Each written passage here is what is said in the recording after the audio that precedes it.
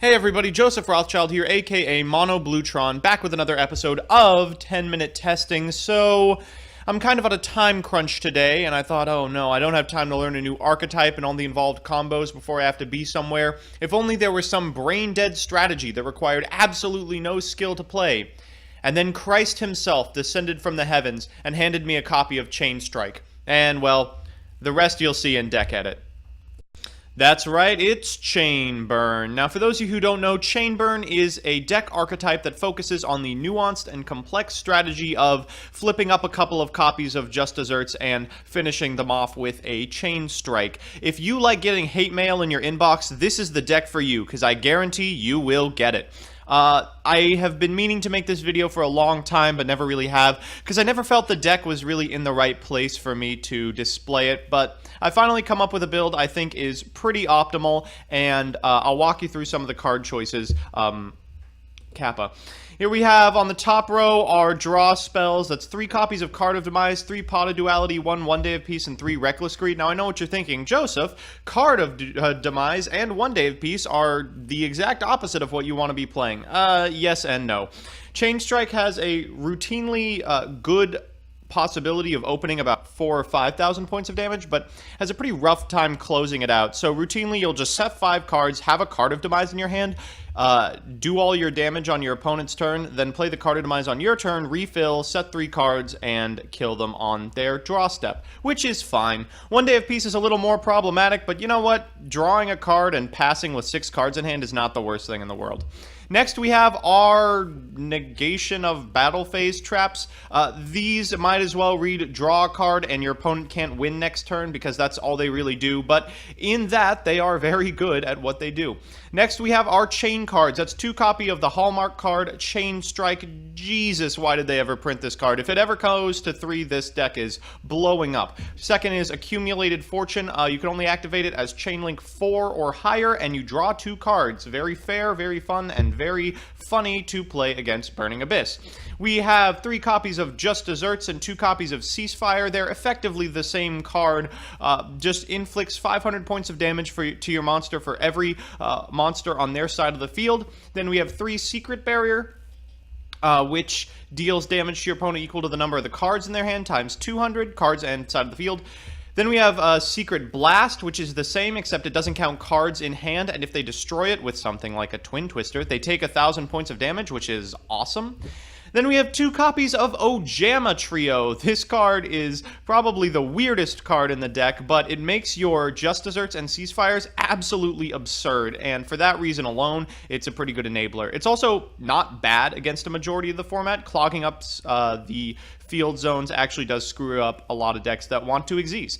Then we have 3 copies of Dimension Wall. This is just Magic Cylinder, but it doesn't target. 2 copies of Blazing Mirror Force, the worst card in the deck. However, it's also sort of like a Wabuku in Threatening Roar, and sort of like our next card, which is Ring of Destruction. Thank God you have brought this back, Konami. I can't wait to kill people by destroying a Blue Eyes. In the extra deck, we have a bunch of fusion monsters. I find these to be the funniest. We have 3 Fusionist, which is obviously not a Fusionist, but a Chimera. 3 Flame Ghost, which is obviously not a ghost, but a very burned man. 3 Charbin the Fire Knight, who has nothing to do with fire. 3 copies of Dragonus the Wicked Knight, and you know, I gotta give it to him. That actually is a Dragonus the Wicked Knight. And 3 copies of Zombie Warrior, who is obviously a skeleton. In the sideboard, we are playing a transformational sideboard where we take out a bunch of these shitty Card of Demise things and put in things like Lava Golem.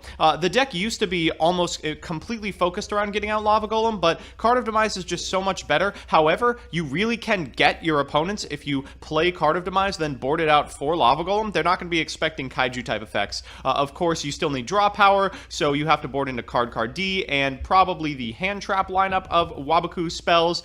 Those are cards that are inaccessible with Card of Demise, but suddenly get better when you take it out. Then we have 3 Prohibition, because every deck seems to have some way to beat Chain Burn, and out of the board, you got to make sure that they can't use it. Let's go to the games and see how many pieces of hate mail we can get. So, first up, looks like someone's been watching my videos. Barrier Statue Stun with Barrier Statue of the Drought. I'm kidding, I didn't invent Fossil Dyna Stun, but it's pretty interesting to see it the first game after my video on Wednesday. We've opened pretty well. This Pot of Duality will probably get us something completely nuts. When our opponent summons a Fossil Dyna, I'm like, Okay, this is actually kind of a problem, because that means he's only going to be attacking with one monster per turn, and Magic Cylinder is way worse if it's only doing 1200. But, you know, still, I'll roll with it. I set enough stuff to make Chain Strike pretty powerful. He grabs a monster, and I'm like, okay, summon the monster. Summon the monster. He plays Phantom Sword, and I'm like, okay, just summon the monster. He doesn't, so I'm like, whatever. You know what? I can just go ahead and chain as much as possible now. Go ahead and flip this Dimension Wall, does 2,000, and then I'm going to set this Just Desserts a ring. I can't remember which one I do. Yeah, the ring, in order to get my opponent as low as possible. He's going to play Seal, and I'm like, that's Chain Link 1. Let's start moving. He chains Compulse, which is really painful because it means our Just Desserts and our Ring are going to do absolutely no damage, but it also means our Chain Strike is going to do about 4,500, which is pretty great. So he's going to get in with this Fossil Dyna for 1,700. I'm not particularly scared. I have 1,000 points in my hand, and then I draw the Secret Barrel, and I'm like, that's lethal. Let's fire it off. Just Desserts, and Secret Barrel. And just like that, we have stolen our first game. Okay, so obviously a deck that's not meta is going to be really good against anti-meta, but how is it against actually good strategies? This time our opponent is playing Blue Eyes, which is, oh boy, I love Blue Eyes. I just really hope I run into it every game on camera. We draw 5 cards that are awesome and set them all. Our opponent is going to start with Sage with Eyes of Blue. I'm like, yeah, keep plussing. Please, it only makes my secret barrels harder. I figure I might as well start the chain as soon as he goes to banish something. I end up doing 2k with the Chain Strike, and then an additional 1,200 and 1,000. Really, with these Ceasefires and Just Desserts, you gotta be okay with taking like 1,000 as the hit. It certainly doesn't feel as good as it could, but, you know... you gotta do what you gotta do, and people aren't willing to summon 5 cards once they figure out you're playing Just Desserts. So he's gonna Twin Twister. I'm like, alright, let's fire it off now. 1,200 for the Secret Barrel, but we do lose our Blazing Mirror Force, which sucks! And now we have to flip our Reckless Greed because he's going to banish it. Suddenly we're in a bit of a pickle. He goes to Battle Phase. This set card is Threatening Roar, but I'm like, if I can take the hit, I'm actually fine taking it, I think. I'm not particularly scared. I pot a Duality, and I'm like, okay, probably the best of these 3 is Accumulated Fortune, because if he goes for Spell or Trap Destruction, I could just make it to Accumulated Fortune. I'll do it right now to the trade-in. He's taking 1,000. I gotta draw on these 2 cards some way to do 1,500 points of damage. Instead, I draw Ojama Trio and a 1 Day of Peace, and I'm like, well, that's not actually very good, unfortunately. And now I can't even use the Ojama Trio because all of his Spell and Trap zones are occupied, or Monster zones, sorry.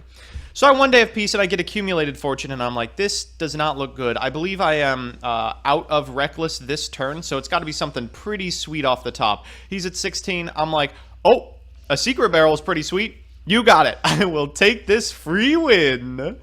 So our third match is up against Klee. It actually doesn't look like he's Klee stun. He looks like he's just Klee playing a bunch of Klee cards, which is fine with me, except if he gets this Cephalopod out, we may have a little bit of a problem. I don't imagine I'll have any monsters in my graveyard, but seeing the word life gain on cards really scares me. We've opened pretty well. We're going to go ahead and just set everything. The plus for this matchup is having Pendulum monsters in the Pendulum zones makes our Secret Blasts a lot better since they only count cards on the field. He's going to summon a whole bunch of people and attack, and then forget that Card of Demise actually has text on it. So I'm going to draw Chain Strike, which makes me a little sad, but I figure I can flip up these non-essential cards right now and set up a better chain, and suddenly I realize, holy shit, I have 8,000 points of damage right now. Flip Waboku, flip Prepared Explosives, or Secret Blast twice, and then flip Just Desserts for 25, 27, 27, he's at 100, and I'm like, okay, well, it is Chain Strike o'clock as soon as I play this pot of Duality, and that is what time it is, actually. So we're back with the impeccable, the incredibly powerful, the indestructible Chain Burn. This deck performed basically exactly as I expected it would. It was good enough, I guess. I'd say if there's one bad card remaining in this list, it is Blazing Mirror Force. If only there was maybe one more burn card. If Konami would just take Chain Strike to 3, or Ring of Destruction to 2. Come on, no one's playing it. What's the worst that could happen? Every card in the extra deck performed really well, except for Dragonus the Wicked Knight, who was really bad in a couple of certain scenarios. The extra gimmick to playing 15 fusion monsters in the extra deck is if you go up against a Try and Guess Exodia player, you can really cheese them by making them lose the Try and Guess. In the sideboard, I'm really excited to see how this sideboard works, and I'll explore it on stream, which you can find the link for in the description on Tuesday.